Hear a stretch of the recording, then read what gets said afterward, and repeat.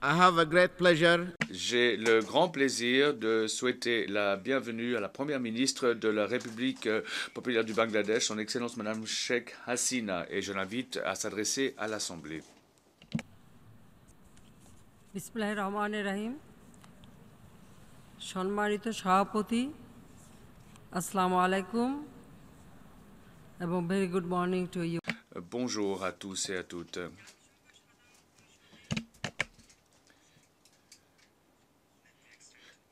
Je tiens à exprimer mes félicitations les plus sincères à vous, Monsieur le Président de la 70e session de l'Assemblée générale, pour votre élection. Je félicite également son Excellence, Monsieur Sam Kutesa, pour l'excellente façon avec laquelle il a dirigé l'Assemblée générale au cours de l'année écoulée. Monsieur le Président, il s'agit d'une année riche en transformations pour les Nations Unies et pour l'ensemble du monde. Cette année marque le 70e anniversaire de la création de cet organe mondial. Une reconnaissance claire de la part de nos ancêtres que nous partageons un destin commun. C'est ce qui les a inspirés à bâtir cette institution. Depuis sa création, les Nations Unies ont fait des progrès remarquables pour ce qui est de la paix, de la sécurité, des droits de l'homme et le développement. 70 ans plus tard, l'ONU continue à incarner les rêves et les aspirations partagées de toute l'humanité. Il s'agit d'une année essentielle pour le développement durable. Le sommet du financement du développement à Addis Abeba et le sommet sur le développement de l'ONU qui vient de s'achever ici à New York ont suscité un nouvel espoir pour les peuples à travers le monde. Avec nos efforts pour parvenir à un accord significatif sur le changement climatique à Paris cette année, nous espérons pouvoir transformer notre avenir en mettant fin à la pauvreté, en limitant le changement climatique et en préservant notre planète. Monsieur le Président,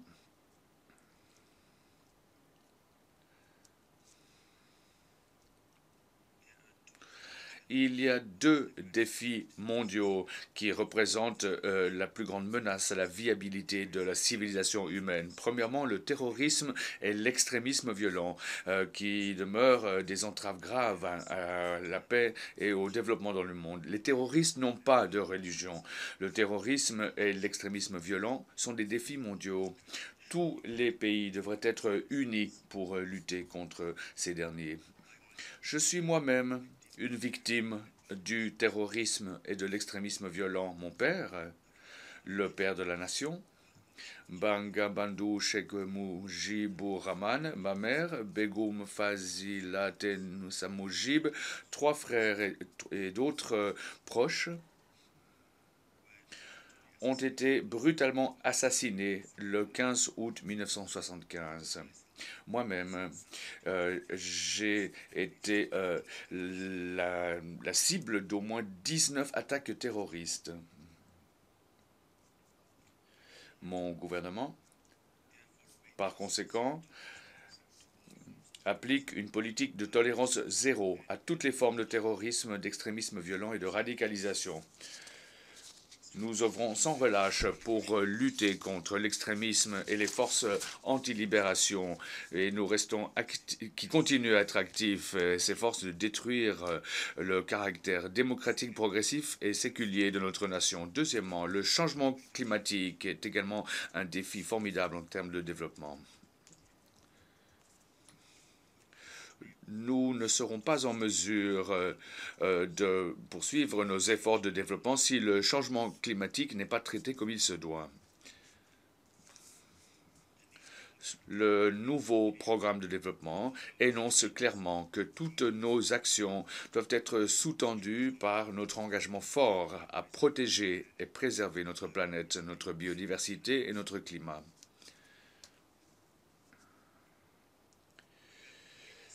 Le temps est court pour agir et nous devons réussir à mettre le monde sur la voie d'un avenir plus sûr, plus vert et plus prospère. Monsieur le Président.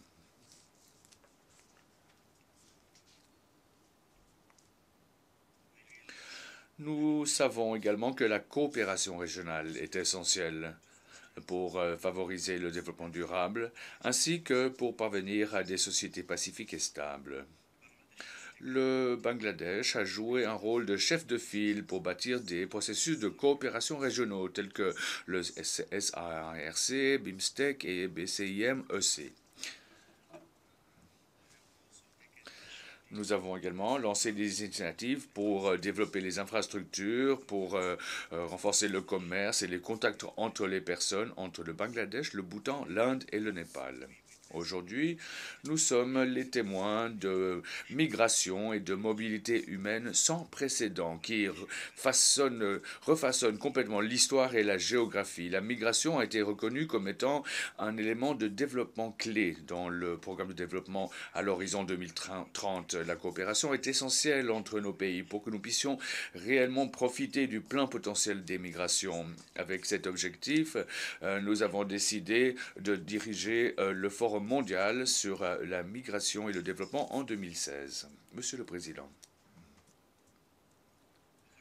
au fil des ans, le maintien de la paix, la consolidation de la paix de l'ONU se sont transformés en activités phares de l'ONU. Le Bangladesh est fier d'être associé à ces efforts en tant que fournisseur de contingent principal. Nos casques bleus courageux ont laissé leur empreinte sur 54 missions de maintien de la paix dans 40 pays jusqu'à présent. De plus, nous avons le nombre le plus élevé de femmes policières dans les missions de maintien de la paix de l'ONU. Notre contribution aux opérations de maintien de la paix a fait de nous un partenaire fiable pour les initiatives de paix de l'ONU. Les efforts de développement dans un grand nombre de nos pays au cours des 15 dernières années ont été largement guidés par les objectifs du millénaire pour le développement, les OMD. Les progrès faits grâce aux OMD nous ont inspirés à adopter une série d'objectifs de développement durable encore plus audacieux et plus ambitieux. Étant donné l'ambition qui est reflétée dans les ODD, nous devons également accroître la mobilisation des ressources, qu'elles soient publiques ou privées, nationales ou internationales. Il est essentiel pour les pays développés d'honorer leur engagement d'APD de 0,7% de leur RNB pour les pays en développement et de 0,2% pour les PMA. Nous devons également relever les défis auxquels sont confrontés les pays en développement pour ce qui est d'avoir accès à des technologies respectueuses de l'environnement. Sans transfert de telles technologies et sans renforcement des capacités, je crains qu'un grand nombre d'objectifs et de cibles de développement ne pourront être réalisés. Monsieur le Président, il y a 4 décennies, le père de notre nation, Bangabandhu Sheikh Mujibur Rahman, dans son premier discours devant l'Assemblée générale des Nations unies, a eu comme vision d'établir un ordre mondial basé sur la coexistence pacifique, la justice sociale et le fait d'être à l'abri de la pauvreté, de la faim, de l'exploitation et de l'agression. Cet appel continue à nous guider dans nos efforts de développement et dans notre participation aux affaires mondiales. Nous continuons à transformer le Bangladesh en une terre où l'état de droit et la justice sociale prévalent par-dessus la pauvreté, l'inégalité, l'impunité et l'exclusion. J'ai présenté une vision 2021 pour une économie à revenu intermédiaire basée sur les connaissances dans ce que nous appelons un Bangladesh numérique. Grâce aux progrès constants que nous avons faits jusqu'à présent, je suis confiant que bientôt nous serons en mesure de réaliser le rêve du père de la nation, à savoir de bâtir Sonar Bangla, un Bengale de l'âge d'or. Monsieur le Président, le Bangladesh est largement reconnu aujourd'hui comme étant un modèle pour le monde en développement. Nous avons enregistré l'un des taux de réduction de la pauvreté le plus rapide dans le monde, malgré des ressources modestes.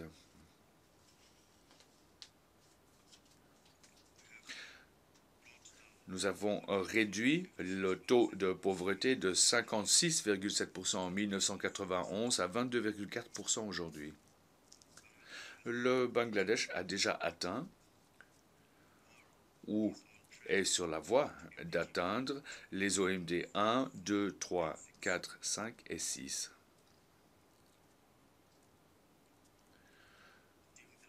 Au cours de ces 6 dernières années, la croissance de notre PNB moyenne a dépassé 6,2% malgré la récession mondiale.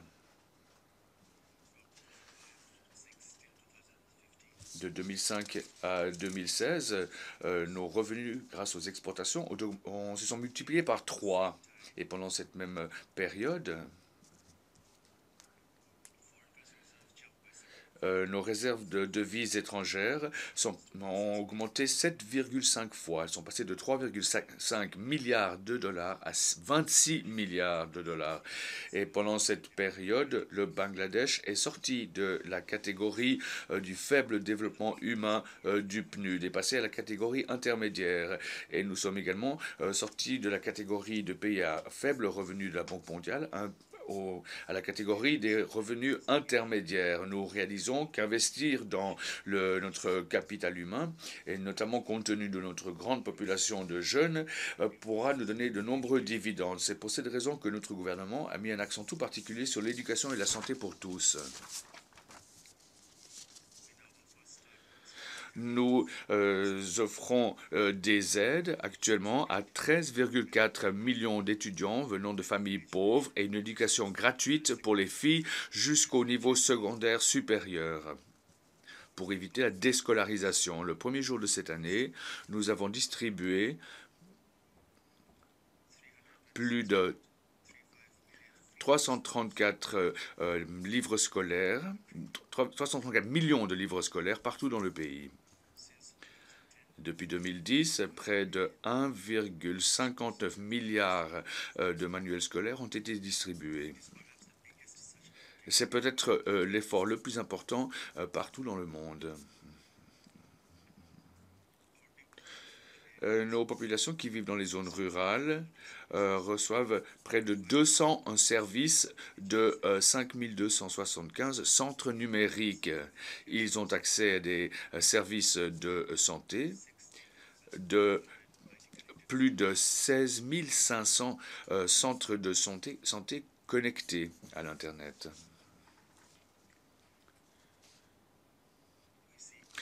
Nous voyons également des résultats visibles en ce qui concerne l'autonomisation économique et politique des femmes en promouvant un plus grand accès pour ces dernières aux ressources productives et leur représentation au niveau national et local. De cette façon, nous attachons une priorité importante à répondre aux besoins et aux défis des segments vulnérables de notre population. Nous avons joué un rôle de chef de file à l'ONU pour promouvoir les droits et le bien-être des personnes touchées par l'autisme et d'autres maladies liées au neurodéveloppement.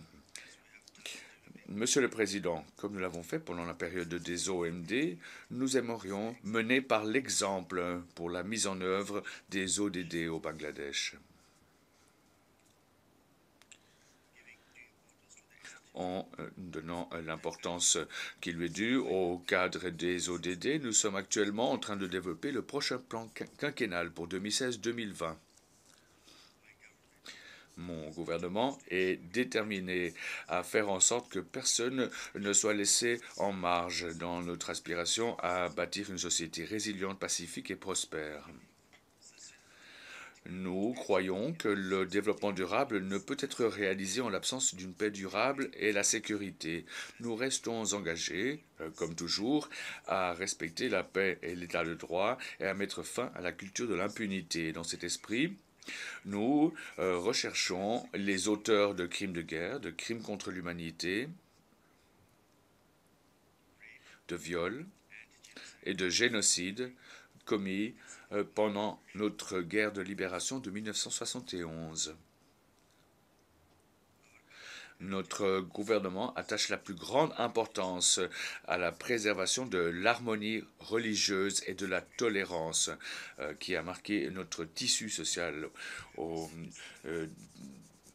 depuis l'Antiquité. Nous avons récemment établi une démarcation des frontières terrestres et maritimes et d'autres questions avec nos voisins, l'Inde et le Myanmar. À minuit, le 31 juillet 2015, nous avons échangé 162 enclaves, ce qui a fait que environ 50 000 résidents apatrides de ces enclaves ont pu obtenir enfin la citoyenneté qui leur était si chère.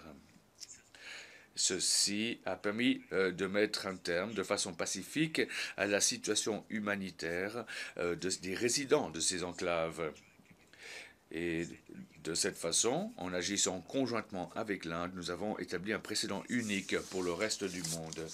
Dans cet esprit, Monsieur le Président, j'exhorte le Concert des Nations à renouveler sa détermination collective pour parvenir à un monde prospère, stable et pacifique, à l'abri de la pauvreté, de l'inégalité, de la violence et de l'extrémisme, du changement climatique et du conflit, de l'oppression et de l'injustice. Faisons preuve de vision, de courage moral et de leadership politique pour donner une vie meilleure et un avenir plus brillant à nos enfants et aux leurs. Je vous remercie, Monsieur le Président.